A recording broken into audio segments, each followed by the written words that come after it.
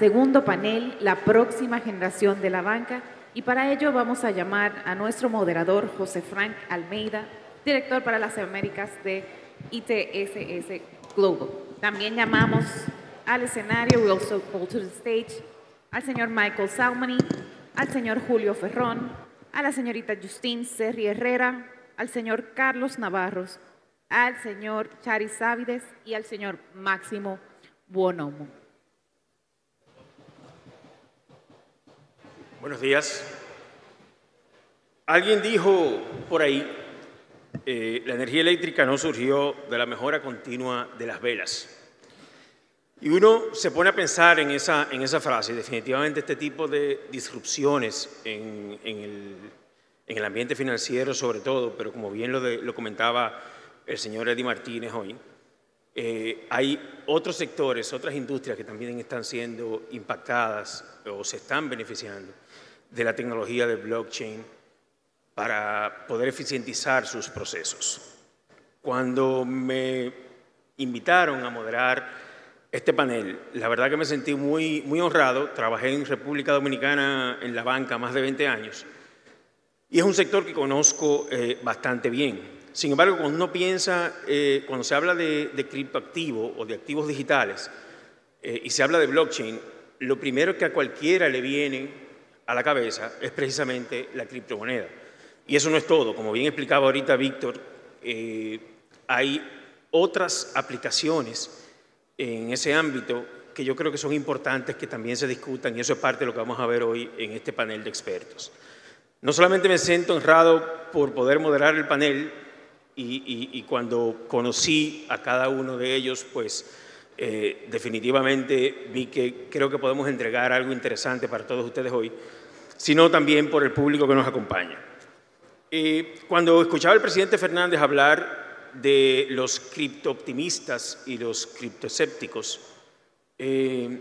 uno decía, bueno, los argumentos son tan sólidos de cada lado que puede tender la gente también a confundirse. Y eso es válido en una época como esta, que más que cambios en la época, es un cambio de época como tal. Lo que nosotros estamos viendo es precisamente esa disrupción en todos los ámbitos en el que blockchain puede ser aplicado como tecnología.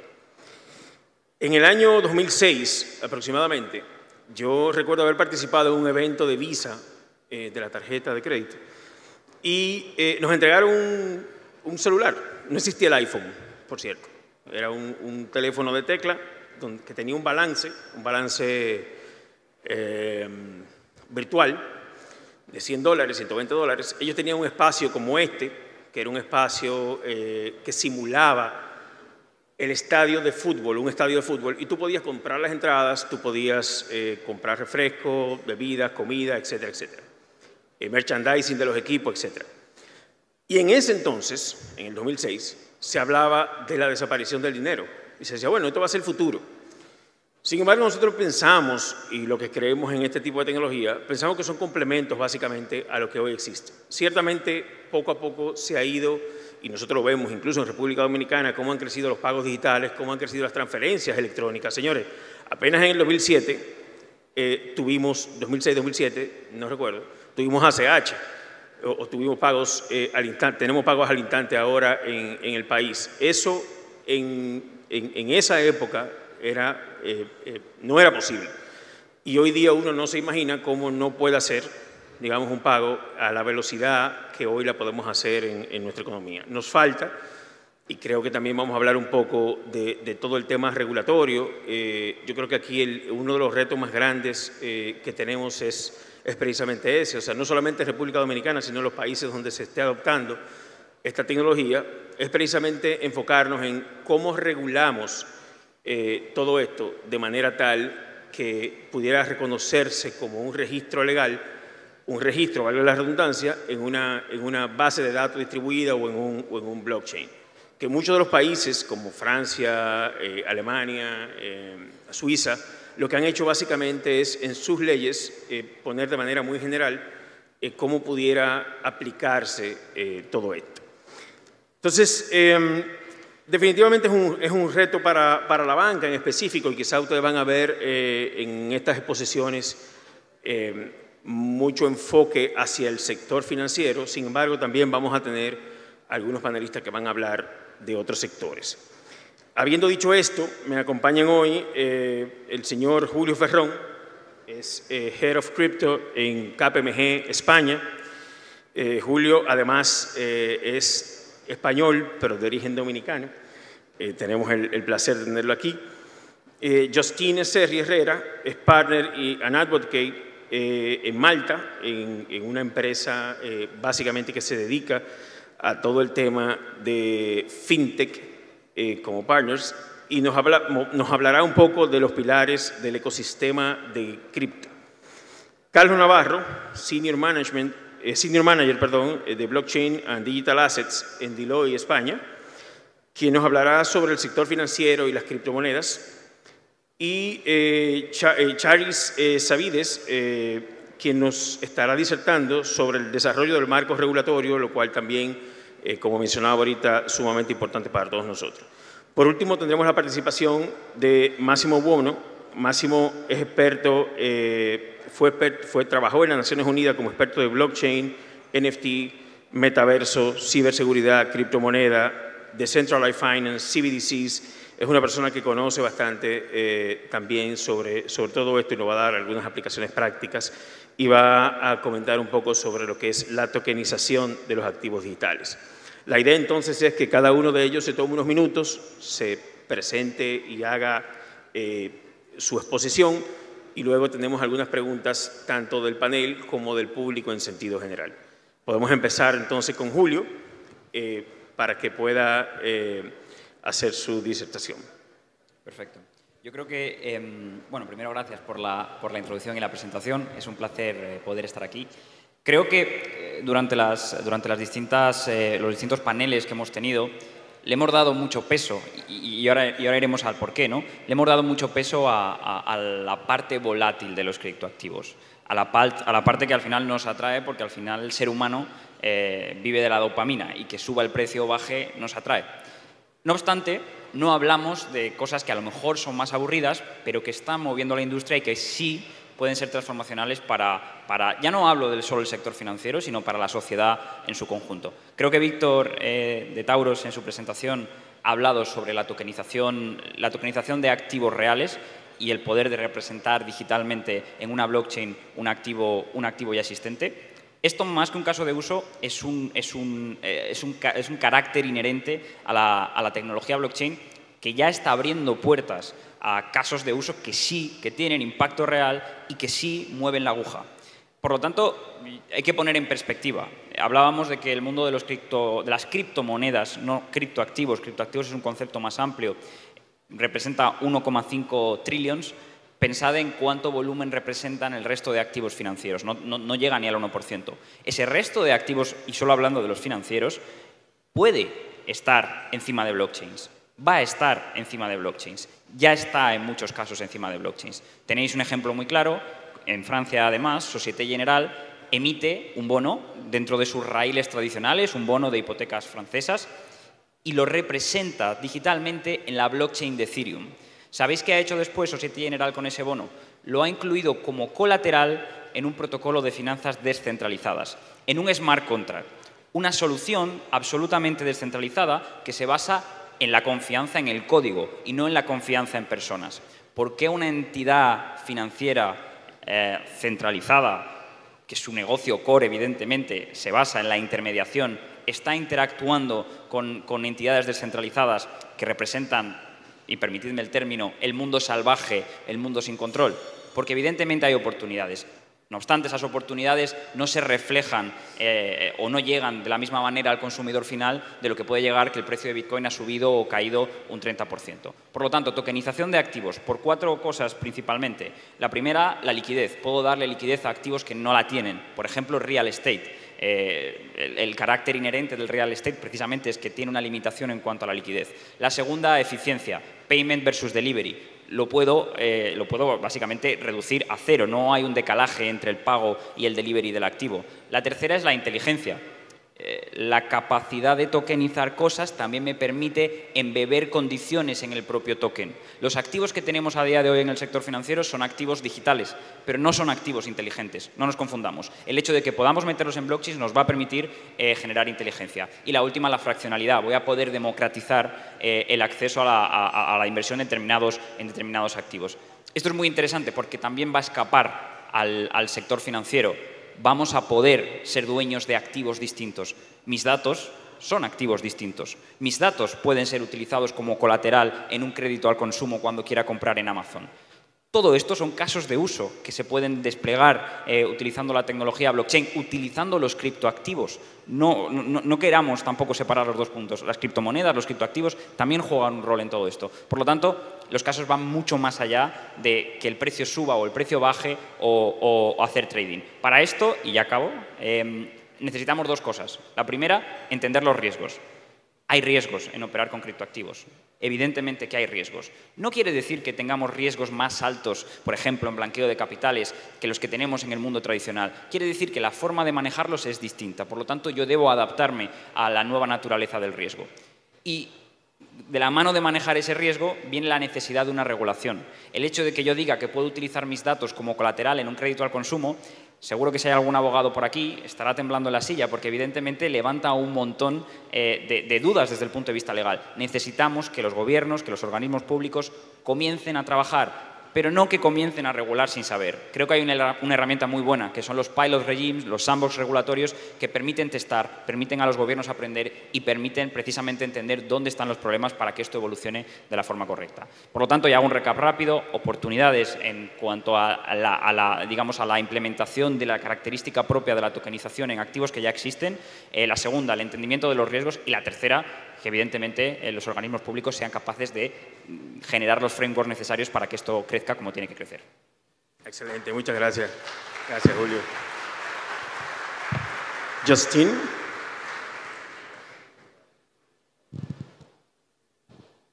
Thank you. When it comes to the ecosystem of decentralized finance, there are various key participants and market players, mostly emulating the same participants we have in traditional finance. So brokers, market makers, exchanges, custodians, and then those on two different playing fields. We have the centralized finance applications and platforms, such as Celsius, which unfortunately recently went bankrupt, and also decentralized finance applications, such as non-custodial wallets like MetaMask, and lending and borrowing platforms like Aave and Compound. Now, I think these both have pros and cons and are both very important to the ecosystem. In terms of importance, CeFi is important because it bridges the gap. So if you want to access decentralized finance, you first need to access a centralized platform in order to purchase crypto in the first place. So in terms of bridging the gap, I think centralized finance applications have a very important role to play. In terms of pros and cons, when it comes to decentralized finance lending and borrowing platforms, these have proved to actually be more reliable than centralized borrowing and lending platforms. So Celsius is a very famous recent event of a centralized lending platform which recently went bankrupt. Interestingly enough, Celsius first had to pay off its DeFi debts before paying off other creditors. And this is because it had no choice. Basically, the DeFi loans were locked up in smart contracts, and if it didn't pay its loans, it would lose all its collateral. So in terms of reliability, DeFi is actually quite, is the winner. Having said that, there are other negative connotations which the market and the industry is working on and addressing, specifically when it comes to hacks and vulnerability in the code. So obviously the industry is very, very aware of what is going on. Everyone is trying to develop and reach solutions quickly, specifically when it comes to bridging between different types of blockchain. And in the process of this, there are vulnerabilities in the code. So I think it's just a matter of time until the industry does solve these issues. And when it does, I think that DeFi will be truly unstoppable. However, I don't think it should be one versus the other. So just centralized, just DeFi, just CBDCs, CBDCs over stablecoins. I think that it is very healthy for the market to be able to choose if they want to trust central bank digital coins, if they want to trust stablecoin issuers, once, of course, they are fully regulated, and the market is, in fact, primarily dealing with regulating centralized platforms such as Celsius, which went down, and stablecoin issuers due to the risks that they present in terms of underlying assets when pegged to real life assets. However, in the future, once the necessary players are well regulated, I think it is unhealthy to restrict or eliminate crypto assets or stablecoins just because they present themselves as a threat or competition, and that we should really advocate for the free open markets and move away from the monopoly of money. Thank you. Thank you, Justin. Massimo, please. Yes. Okay. I just took some notes because as a former university professor, I like to do that. I agree that tokenization is a very important tool, but I want to go a little bit back to the title of this conference, which is The Future of Money. Because when we talk about the future of money, we are saying that there is we are at the crossroads right now because there is effectively a war between the old finance and the new finance. This war is going on, and you can see how much bad pressure is on crypto world. But I agree that regulation is essential because you cannot stop the decentralized world from acting, but you need to regulate it. But I want to stress some points about the crypto world. There is definitely a use case for the crypto world. Why? Because let's say that we are immigrants from Latin America in the United States, for instance. There was the representative of the United States here before. Now, on $100 that we send from US to the Dominican Republic, only $70 get here, and $30 get kept by US banks. So, I mean, there is a huge profit taking place through the traditional finance world. With Bitcoin and cryptocurrencies, that doesn't happen. Of course, you pay fees, but it's not 30%. 30% of what you work, nearly 1/3 of what you do, gets kept by the US banks. That is not fair for our families in the Dominican Republic. So, no wonder why banks are so much against the crypto world, because of course they lose money if the remittance fees disappear.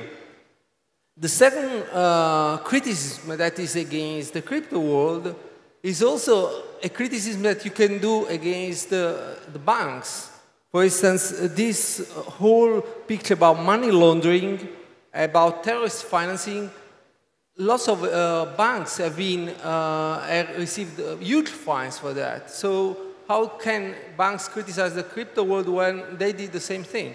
I mean, regulation is essential, but we have to bear in mind there is a definite use case for the crypto world, and that is why it's there and is growing, despite the fact that it fell down dramatically. Thank you very much, Massimo. Carlos. Muchas gracias. Lo primero tengo que decirlo porque porque nunca he estado en una sala de conferencias con semejantes vistas al mar. Sois muy afortunados. Estaba antes ahí sentado al revés y no era consciente de lo que estamos viendo ahí. Así que lo primero, agradecer estar aquí y compartir con vosotros nuestra visión.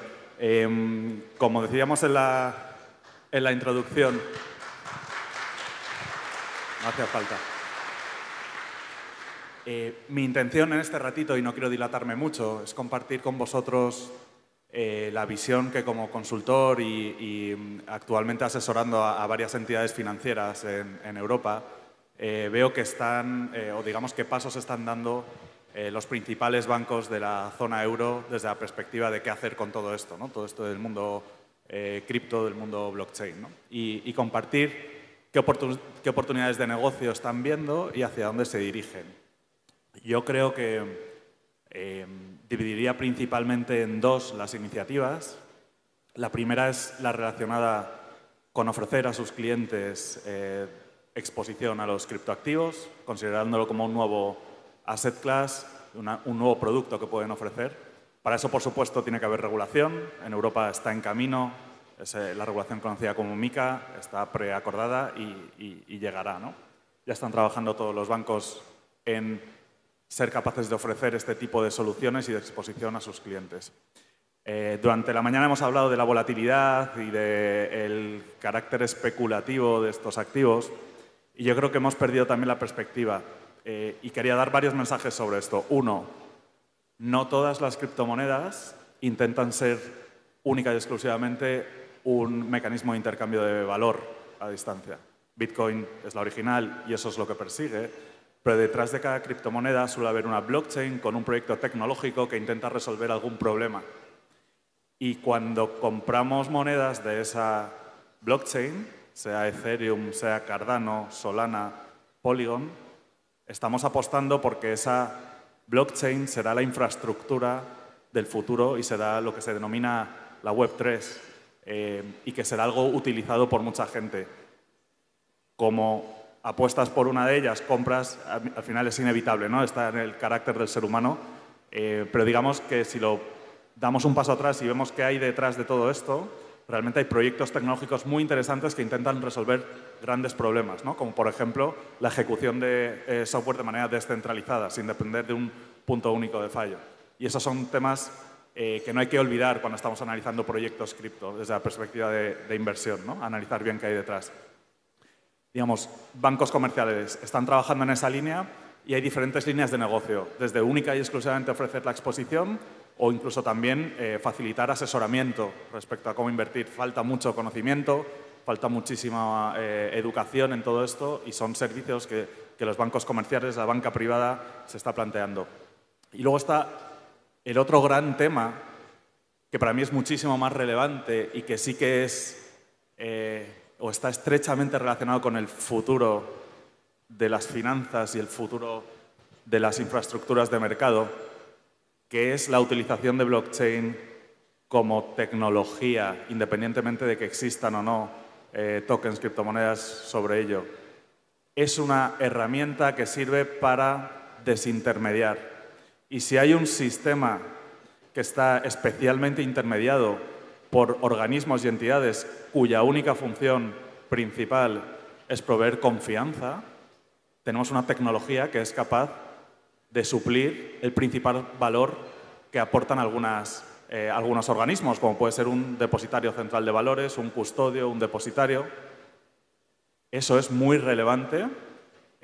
Comentaba antes Julio por encima, el Pilot Regime es una normativa en Europa que está precisamente fomentando el poder empezar a jugar y trabajar utilizando tecnología blockchain para la emisión y representación de acciones, sin tener que pasar por un depositario central, por ejemplo, ¿no? Entonces, eso llevará años, pero es algo en lo que los bancos también están trabajando muy fuerte porque supone grandes retos, pero también grandes oportunidades. Si tú quitas intermediarios de la cadena de custodia, tú puedes tener más margen, ¿no? Para ti. Entonces, yo diría, por resumir, las dos grandes líneas: criptoactivos, criptomonedas, como queramos llamarlo, proyectos tecnológicos, exposición a sus clientes, a estos nuevos activos, y luego la modernización y actualización de los sistemas tradicionales mediante la utilización de tecnología blockchain, que es realmente disruptivo.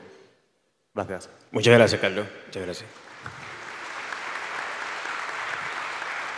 Ahora tenemos la participación de Charis, que nos va a hablar un poco también del tema regulatorio alrededor de todo esto. Thank you, Jose. Thanks for having me.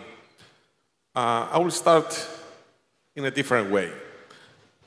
I'm sure that you are all aware of the famous guy that he paid around 20,000 bitcoins for 2 pizzas.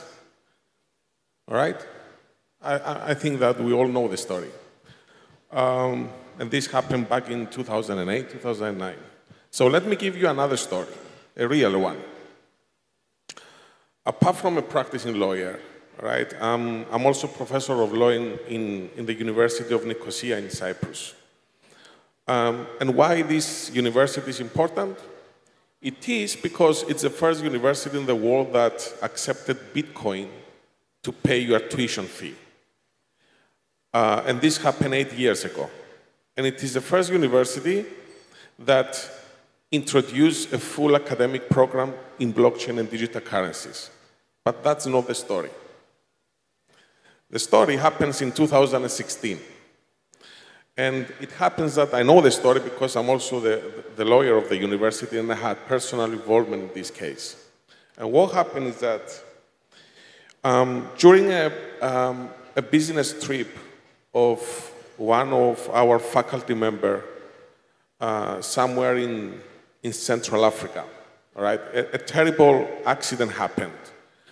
And unfortunately, she was somewhere in the middle of jungle, literally. And she needed desperately for a helicopter to take her to the nearest hospital. Everything happened Saturday afternoon. She had absolutely no contacts other than the university contacts. And she called my colleagues in the university, and she said what happened, and that somebody called the air ambulance to come and pick her up and take her to the hospital. That's the good news. The bad news was that the pilot of the helicopter refused to take off unless he got paid. Saturday afternoon. And not only that, but in order to be hospitalized, the hospital requested also prepayment to take her in the hospital. If the university had sent money through the normal system, it would expect that the pilot and the hospital would get the money 5-6 days later. So, because we were the first university that we accepted Bitcoin for tuition fees, and it happens to have a lot of them, we offered to the pilot, we offered to the hospital to pay in Bitcoin. Saturday afternoon, the transaction was executed properly, and the helicopter took off. The hospital accepted the patient, and thank God, she's fine. So that's the story that tells a lot about the value of cryptocurrencies. But my point today is to try and figure out why banks are so negative or negative towards crypto. I'm not sure if bankers can answer why they are so negative, okay? But of course, they are not negative because they want to control who is eating pizza or to take care of the life of someone who is in danger. I'm not talking about this. I believe that they are negative because don't forget that Bitcoin came in our lives in a period of time when everything started becoming more and more centralized and more over-regulated. So it was not just a disruption in the financial system, it was entirely the opposite concepts: centralization, decentralization, regulation, smart contract, meaning in an automatic way everything is going to be okay and we all agree in terms. So it was not easy to fit, and it is not easy to fit in the system.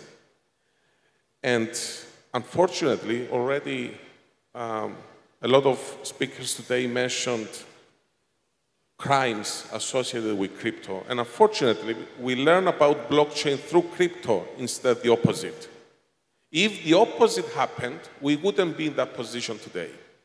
We learn blockchain because we learn about Ponzi scheme.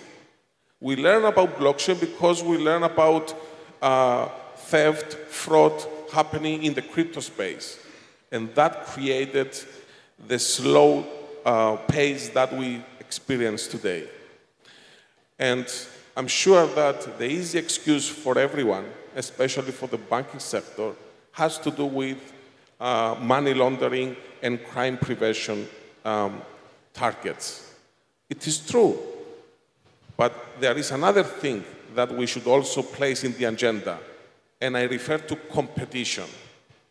I don't believe that ever before in history the banking sector faced such competition. Maybe now it's still a small competitor, but if you see the principles behind the crypto ecosystem, you understand that here, for the first time in history, you have a genuine competitor to the traditional financial system. And the question should be how we merge, if possibly, or how we fit in the same place those two different worlds. Thank you. Thank you very much, Charis. Como pueden ver, definitivamente hay una diversidad de criterios interesante, no solamente en el panel, sino en los otros expositores que hemos visto hoy. Y hay retos, hay retos. En mi opinión particular, yo creo que más que negativa en el sector financiero, al ser un sector muy regulado, pues definitivamente quieren que se aclare qué se puede hacer y qué no. Yo creo que va más por ahí el tema y que definitivamente y cómo participar, digamos, de un mercado y cómo adoptar esta tecnología para hacer también sus procesos más eficientes. Con eso me quiero ir entonces a una pregunta directa a ustedes, y bueno, en este caso a Julio inclusive. Ayer hablábamos de los retos que implica todo esto, y nosotros nos hemos dado cuenta que nos hemos esforzado mucho en explicar cómo funciona el blockchain. Sin embargo, ninguno de nosotros se preocupa cómo funciona el Internet, y es una necesidad y lo utilizamos. O sea, es algo que en definitiva sabemos para qué sirve. Y quizá un poco de eso es también lo que necesitamos hacer en este caso y en esta tecnología. Más que explicar qué hay detrás de la tecnología, que ojo, es importante y para algunos definitivamente hasta su medio de vida, como es el caso nuestro. Pero para otros, pues definitivamente entender por qué yo querría hacer, y bueno, Charis dio algunas de las explicaciones, algunos ejemplos importantes, pero por qué yo querría hacer mis pagos a una persona a través de una moneda, de una criptomoneda o a través de un blockchain, en vez de hacerlo a través de mi banco, que ya le tengo confianza, por ejemplo. ¿Por qué yo tendría o por qué yo querría vender mi propiedad intelectual, arte, música, escritos, etcétera, a través del blockchain o de un marketplace en blockchain, que venderlo a través de marketplaces que nosotros ya conocemos, Apple Music, Spotify, ustedes pueden decir. Entonces, básicamente, enfocándonos en eso, Julio, me gustaría que más que irnos al cómo funciona el blockchain, ¿para qué sirve? ¿Qué hacemos? O sea, ¿cómo adoptamos o cuáles son los casos de uso más relevantes que estamos viendo en este momento alrededor de esta tecnología? Como he comentado durante mi breve exposición antes, Hay casos de uso que, digamos, están pasando y no están cerca del consumidor final. Insisto, estamos hablando de volatilidad, estamos hablando de precios que suben o que bajan, porque el que el precio suba o baja genera dopamina y genera que evidentemente nos atraiga al mundo de los criptoactivos. La noticia de Bitcoin sube o baja un 20% tiene muchos más retweets que hablar del caso en el que, como he comentado antes, Société Générale está investigando cómo transformar la forma en la que operativiza sus bonos. Esto es una noticia que tiene mucho más impacto en la realidad de la industria financiera. No obstante, nos quedamos en la bajada del 20%. Creo que la generación de los casos de uso, y estoy totalmente de acuerdo contigo, no pasa porque el gran público entienda lo que es un hash o que entienda lo que es blockchain como tal. Creo que pasa precisamente porque haya aplicaciones que funcionen utilizando como base la tecnología blockchain y que directamente no requieran que siquiera el usuario sepa que se está apalancando la tecnología blockchain. Comentaba antes, y tú lo has resaltado, el caso de poder monetizar nuevos tipos de contenido, ¿no? Todos estamos hoy en día muy al tanto de lo que son los NFTs y todo el ruido que al final están levantando. Creo que aquí, en la generación de tu propio contenido y en la monetización de nuevas formas de contenido, se ve una parte del atractivo que puede y de la atracción que puede generar el mundo de los criptoactivos. Yo genero datos. Cada una de mis acciones está fraccionando mi identidad. Yo ya no soy un ente físico únicamente, sino que soy un ente digital que tiene un montón de logins en distintas plataformas, que genera un montón de datos, de deseos de compra y de valor. Pensad que eso es valor. Ahora mismo ese valor no me pertenece a pesar de que yo lo estoy generando. Web3, la tecnología blockchain, nos va a permitir poseer de forma distinta, poseer en un nuevo entorno digital. Estamos viviendo probablemente avanzados en cuanto a la experiencia virtual y tecnológica a lo que están las infraestructuras que la mueven. Por lo tanto, la tecnología blockchain viene a cambiar la forma en la que los seres humanos estamos poseyendo en el mundo digital. Por lo tanto, este es un buen ejemplo de un tipo de activo nuevo que voy a poseer y voy a poder monetizar de forma distinta. Otro caso en el sector financiero, pues precisamente es lo que comentaba, ¿no? Que yo pueda utilizar activos financieros reales, como pueden ser acciones, como pueden ser bonos, como colaterales en operaciones. Para esas operaciones, a día de hoy, ya no tengo por qué acudir a un banco. Y esto es muy importante. ¿Por qué querría yo acudir a un protocolo descentralizado a pedir un préstamo? Porque hago un préstamo de persona a persona. Recordemos que comentamos, y se ha comentado, el concepto de la confianza, ¿no? De trust. Hace muchos años, si yo conocía a alguien, podía pedirle prestado y me dejaba prestado. No existían instituciones, no existían bancos que nos permitían escalar ese tipo de relación. Llegaron los bancos y nos permitieron escalar, por ejemplo, el pedir prestado y que me pidiesen prestado. Ahora, con la oportunidad que nos brinda la tecnología blockchain, volvemos a ese punto inicial, donde yo voy a poder pedir de persona a persona, pero yo no tengo por qué conocer a esa persona. Yo puedo confiar en las matemáticas, puedo confiar en la tecnología para pedir un préstamo que se basa no en un banco, no se apalanca en un banco, sino que se apalanca en un código. Por lo tanto, reduzco costes, evidentemente, de intermediación. Y ese es otro ejemplo que ya está pasando. Evidentemente, y acabo ya, hay unos retos enormes que solventar. Los primeros, entender los riesgos. Los países deben entender los riesgos, deben proteger a los consumidores, deben evitar la manipulación de mercado, que son realidades que están ocurriendo. Y lo segundo, evidentemente, regular con sentido y adaptándose a la realidad de la innovación. Y la educación básica para el consumidor también, definitivamente. Por supuesto. Gracias Julio.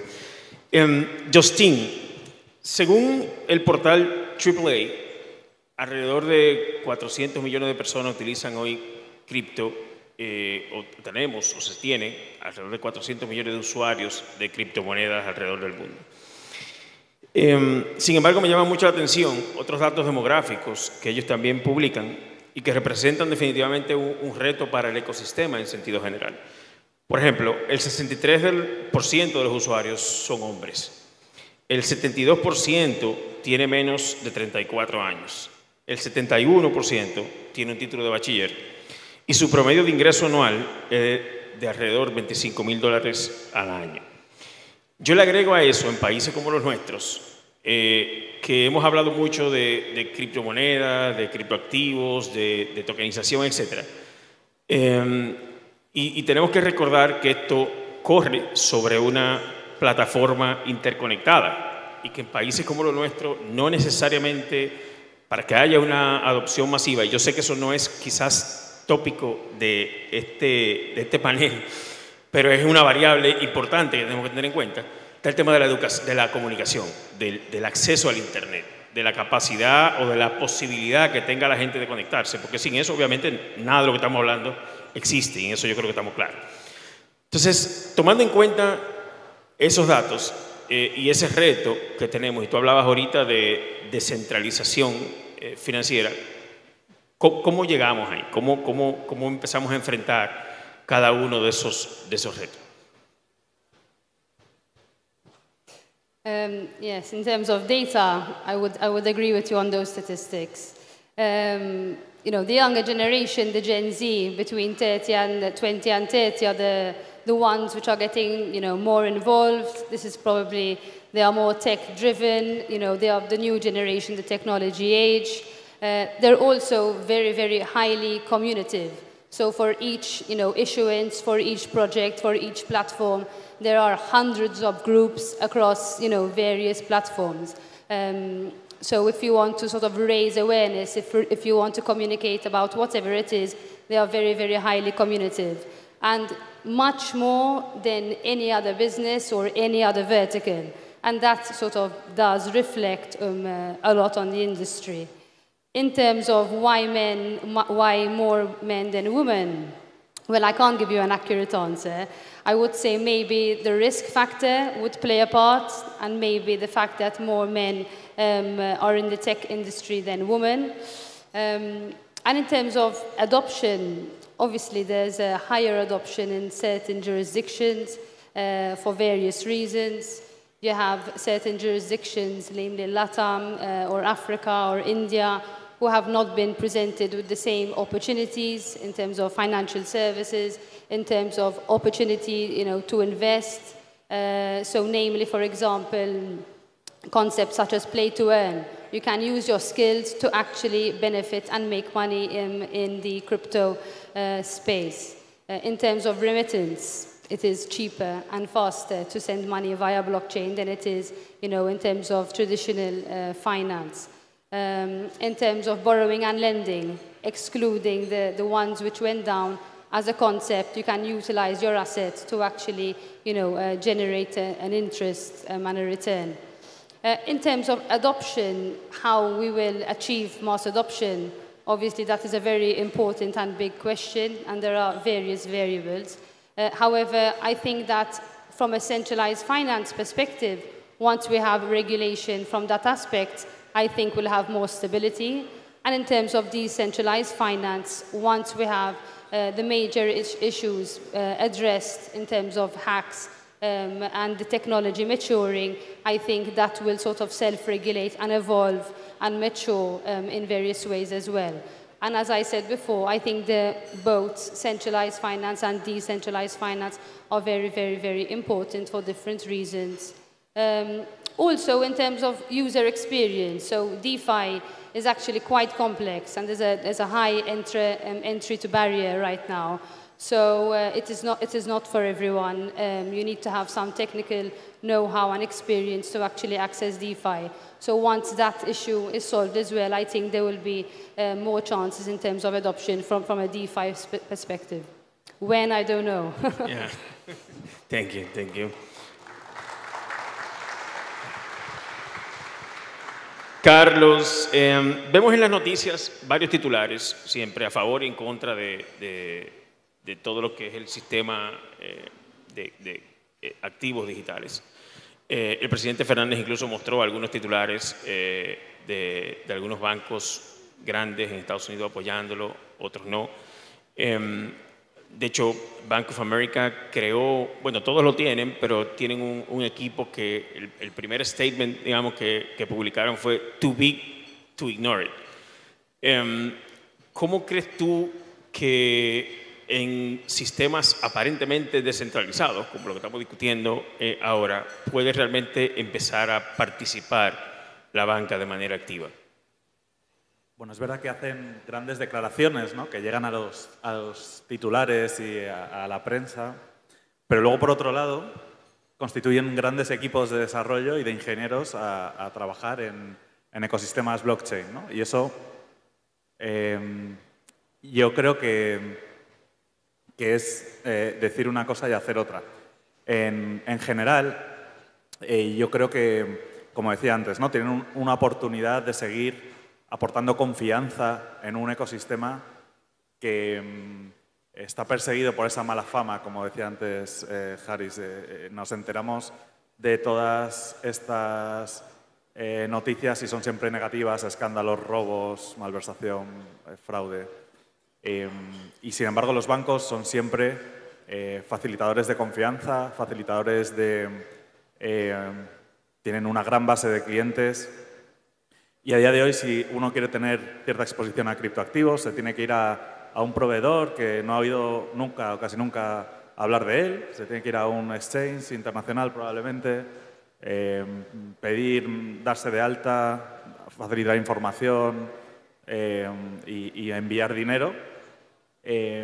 Y bueno, de momento hay gente muy activa en este ecosistema, unos criptofans que están dispuestos a hacerlo y representan un porcentaje ciertamente representativo en algunos países, especialmente en aquellos donde la moneda no es muy estable, pero eso no es una adopción masiva, ¿no? Hay que contar con que no es fácil que alguien de determinada edad se abra una cuenta en Binance para comprar Bitcoin, ¿no? Pues es algo que no es habitual. Sin embargo, los bancos ahí tienen un rol, es el proveedor de confianza de la mayoría de la población y sí que pueden facilitar ese tipo de acceso y hacer negocio con ello, ¿no? Y eso es algo que yo creo que es interesante. Y luego, desde la perspectiva de país, y yo creo que hay que dar el entorno de pruebas para que los bancos puedan jugar con ello, ¿no? Yo creo que hay que dar los pasos con mucho cuidado y que un buen mecanismo que se está utilizando en otras jurisdicciones es establecer ese banco de pruebas donde se establece un diálogo constructivo que permite innovar a la banca de la mano del regulador y supervisor, ¿no? E ir aprendiendo juntos en todo este ecosistema que es realmente disruptivo y que realmente va a cambiar la manera en la que funcionan los mercados de capitales, pero de la mano y no simplemente prohibiendo o aprobando determinadas iniciativas, sino colaborar en el sector público con el privado mediante iniciativas de sandbox. Yo creo que eso es muy interesante para los bancos. Sí, definitivamente. Recientemente vi una noticia también, ahora que tú mencionas el tema de hacer algún tipo de piloto, que en Colombia, Bancolombia estuvo haciendo un ejercicio piloto junto con la Superintendencia de Bancos en Colombia y con una cartera específica de clientes, que ellos lo segmentaron y decidieron empezar a hacerlo, y creo que con Bitcoin solamente como inversión, ya en este caso como inversión. Tu comentario también me recuerda un cuento que me hicieron hace mucho tiempo, en el que alguien salió a vender zapatos a un país que cuando llegó se encontró que todo el mundo estaba descalzo y se devuelve y le dice a su jefe: mira, allá nadie usa zapatos. Y el jefe le responde: bueno, pero esa es la oportunidad precisamente, nadie tiene zapatos. Entonces, atando eso al comentario que hacía Justin, yo creo que creo que aquí lo importante es cómo, más que lo importante, el reto dentro de lo que es las finanzas descentralizadas es cómo se hace más friendly, más amigable al usuario final, cómo lo logra hacer, porque como bien tú comentabas, o sea, no es tan fácil, o sea, no es tan fácil tú explicarle a alguien que haga yield farming o que haga transacciones en una plataforma de finanzas descentralizadas si no tiene el conocimiento o algún tipo de background, incluso técnico en algunos casos, y definitivamente eso es un reto para la adopción masiva en este caso. Bueno, yo quiero hacer una pregunta a Charis también, no sé qué tiempo nos queda, pero creo que tenemos tiempo. Y básicamente, Charis, uno de los temas que más aleja a los inversionistas, al público en general, es la falta de claridad en la regulación, ya eso lo comentábamos antes. En países como Francia, Suiza y Alemania, y también lo comentaba en mi introducción, fueron muy generales en el esclarecimiento de las leyes y las regulaciones alrededor del blockchain. En vez de aprobar una moneda en particular, por ejemplo, se refieren a registros contables o activos digitales registrados en bases de datos distribuidas. ¿Cómo crees tú que deberíamos abordar estos temas en países como los nuestros o en América Latina en sentido general?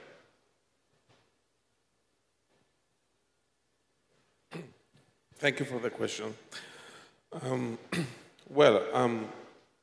To put this in a context, we should bear in mind that every single country that rushed to regulate crypto space in their own jurisdiction, they did that for a number of reasons.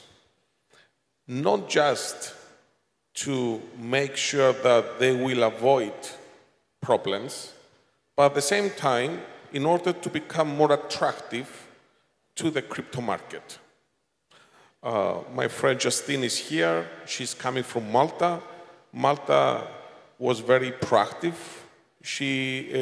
They introduced a legal framework, and they managed literally in a few days to attract the attention of major players in the crypto market.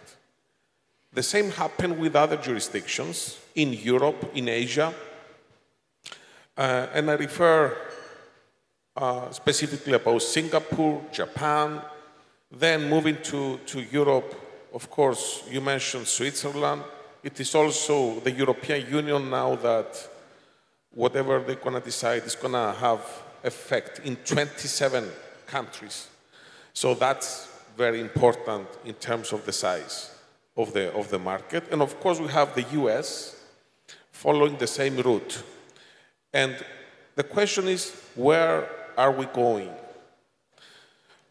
From a regulatory perspective, as I mentioned before, the clear message that we take so far is that regulators are entering this market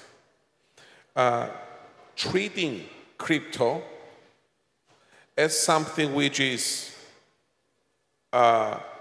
challenging, at least, if not bad. And that's why they need to intervene in order to protect us from the bad effects of this crypto thing. I heard in the morning that governments, the government in the US, the governments in other countries, they are considering seriously the risks associated with crypto. So they pretty much try to figure out the red flags that are associated with crypto, which is a good thing, of course, all right? And you should do this. But I have to tell you that I'm dealing with this market, and I'm speaking about regulation even before we have any regulation in crypto market. And I have never heard anyone saying how we should regulate to benefit from crypto. You know, I mean, that tells a lot, and it gives the messages to all of us that it's like we are doing something wrong and we should be careful. That's the message I get. When the European Union, for example, the first ever piece of legislation that we have seen in the European Union, it was placed under the umbrella of money laundering, which is something that tells that be careful of this thing, and you are becoming obliged entities, meaning that you should start thinking of having the infrastructure to apply proper know your client policies when we have the onboarding process of new clients, apply transaction monitoring, transaction crypto monitoring, and all the relevant things that we see in the traditional financial system, which end up in suggesting that it is not only know your crypto client that we should bear in mind, but at the same time, we should know that we should report your crypto client. And I need to, and that is my final comment in your question. We should all understand, and we should all bear in mind that even countries that they were a sort of more proactive than others in the crypto market, and I refer particularly to Switzerland, which was a jurisdiction that indeed they were very, very positive in the crypto space.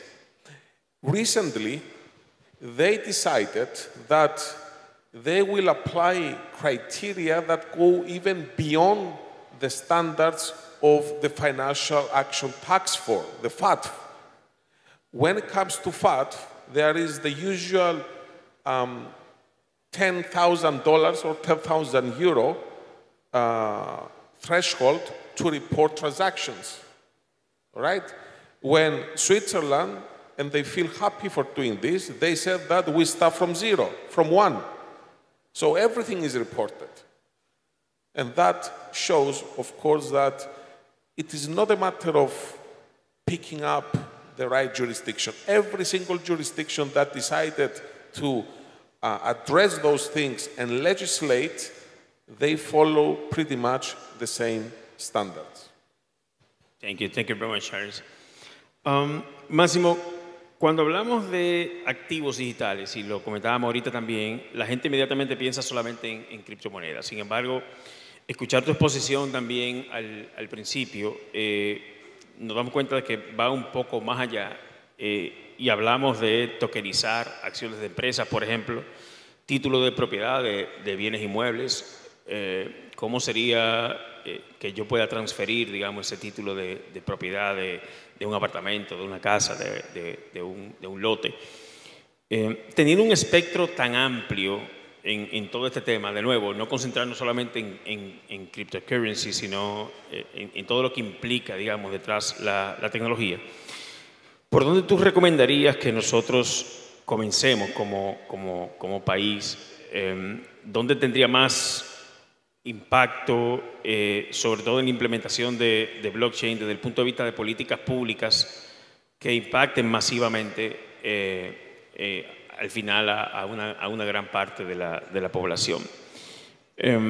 Por otro lado, son dos preguntas en una quizás, sabemos que uno de los argumentos que se esgrimen contra el cripto es la facilidad con la cual se lava dinero. Algunos de ustedes ya han abordado ese tema también. Y recientemente Charles Hoskinson, el fundador de Cardano, fue al Congreso de los Estados Unidos y dio una explicación bastante interesante sobre la transparencia que existe dentro del blockchain y la integridad de la información que se puede encontrar ahí dentro. ¿Tú puedes comentarnos un poco sobre eso, por favor?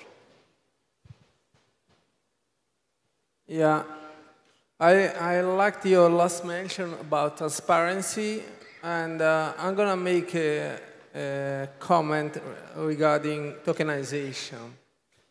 I remember in the old days when I was working in the city of London, there was this difference between accredited investors and retail investors. Accredited investors are the top investment banks or anybody that has a net worth of more than $200,000. And they usually have a team of analysts, top-rated analysts that work and try to analyze the companies to see whether it's worthwhile to invest it or not. Now, these guys had all the advantages in a not transparent way because from one side, they were able to see whether a company was good or not, but also before the IPO, they had a set price that was much lower than the initial price in the market. So let's say that I'm floating a share that is worth, the set price is $100. They were getting the same share for $70. When the IPO was starting, the price was shooting up to 130 or 140 because there was a pump up of the share, and they were selling the share at 140.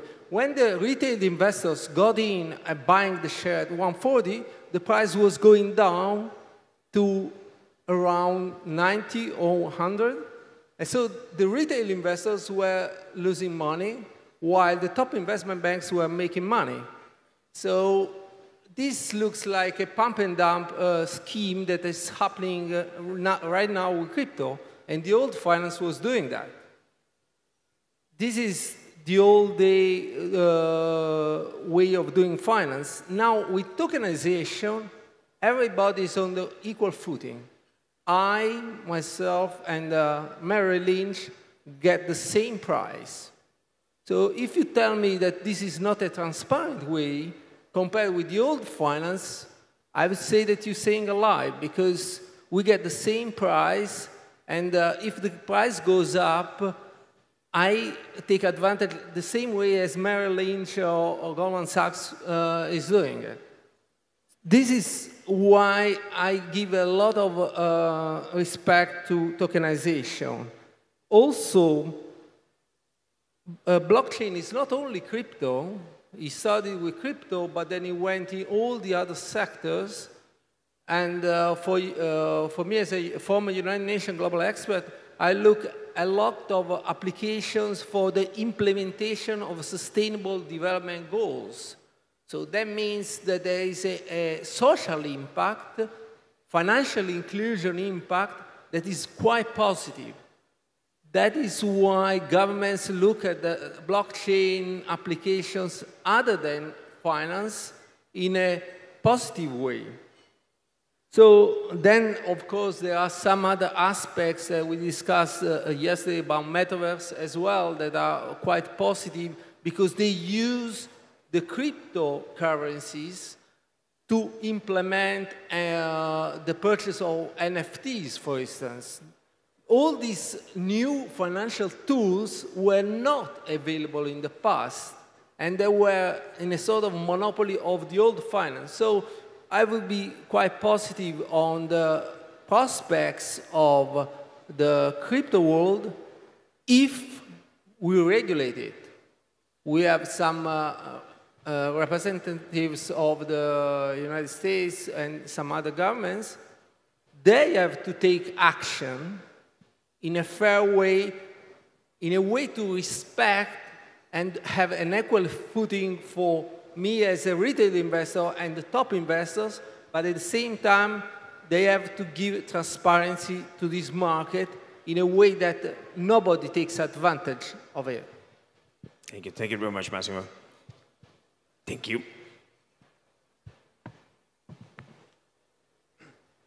Y bueno, con esta última participación de Máximo quiero despedir a nuestro panel, excelente panel. Yo creo que hay unas conclusiones bien interesantes aquí. La primera, obviamente hay una oportunidad que tenemos que explorar, que tenemos que entender mejor.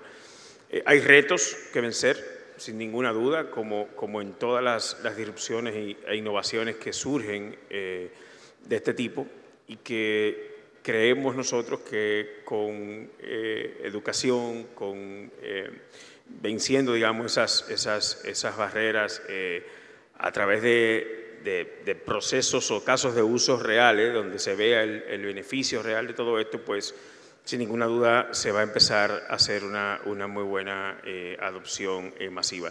Quiero un aplauso para mi panel grande, y darle las gracias por haber venido de tan lejos a compartir con nosotros su experiencia en todo esto. Muchas gracias a ustedes también.